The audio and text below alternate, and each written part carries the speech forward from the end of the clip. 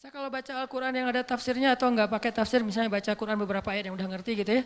Subhanallah, ketika kita berpikir tentang Al-Quran, kebayang hal yang luar biasa tentang kebesaran Allah. Itu luar biasa loh. Kayak saya pernah bilang ayat Allah tuh zatnya, kalau kita ke teman bilangnya orangnya gitu ya. Allah itu zatnya, nggak enakan. Apa bukti Allah nggak enakan? Tuh buktinya tuh ayat sebelum tentang pengubahan kiblat. Allah mengatakan raufun, dirinya tuh rauf, artinya rauf itu nggak enakan. Apa wujud nggak enakan Allah? Salah satunya ayat tentang puasa. Itu Allah nggak enakan banget tuh.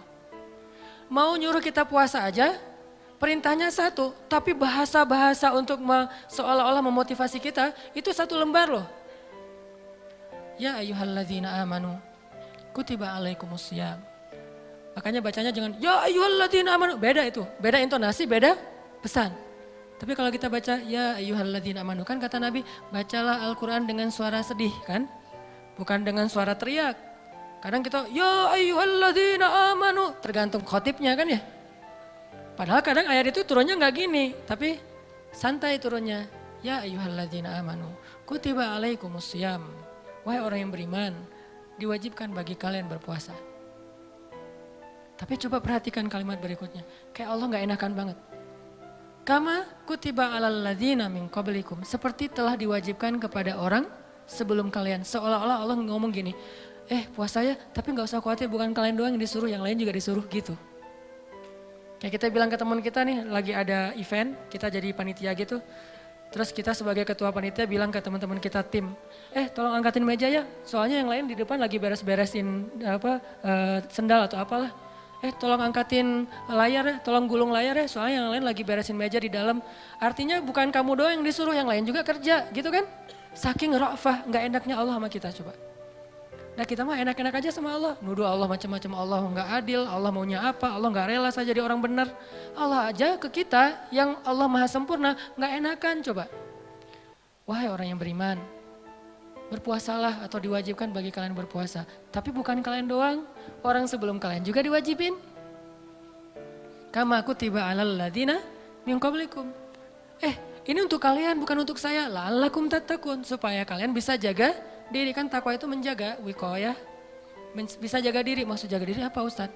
Kan kata Nabi juga bagi para jomblo, kata Nabi kan ya. Kalau kalian udah sanggup menikah, menikahlah. Kalau nggak sanggup atau nggak ada yang mau sih, nggak ada hadisnya sih, nggak sanggup maksudnya. Nabi kan ngomongnya elegan ya, saya aja yang nerjemahinnya kurang elegan. Maksud nggak sanggup di sini itu bukan cuma nggak punya materi, nggak ada yang mau juga. Kan nggak mungkin Nabi bilang nggak mau ya, nggak ada yang mau ya, nggak mungkin kan. Kalau kalian nggak sanggup dalam kurung, versi saya nih, nggak punya uang atau nggak punya calon, atau ada calon banyak tapi nggak ada yang mau misalnya, tutup kurung gitu kan. Kalau kalian nggak sanggup, puasalah. Karena itu bisa menjaga diri kalian. Udah Ustadz puasa makin pengen nikah. Saya banget tuh dulu. Alhamdulillah udah enggak lah. Cukup ya. Oke lanjut. Supaya kalian bisa jaga diri. La'allakum tattaqun. Karena takwa itu menjaga diri. Bisa menjaga diri dari hawa nafsu. Bisa jaga diri dari api neraka. Banyak makna jaga diri di sini. Udah selesai belum? Allah masih ngomong gini, ayyamam ma'dudat, gak usah khawatir gak lama kok, cuma beberapa hari.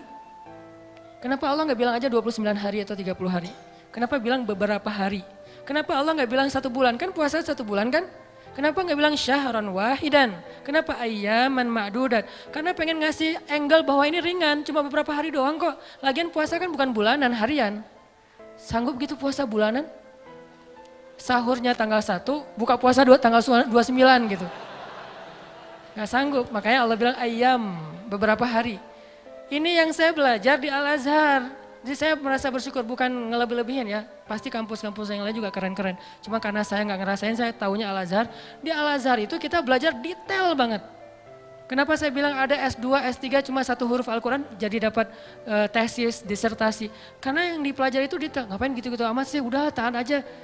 Enggak, kalau yang mutaat aja enggak usah berpikir. Tapi berpikir supaya kita bisa menjadikan agama ini sebagai rahmat, sebagai solusi buat kehidupan kita.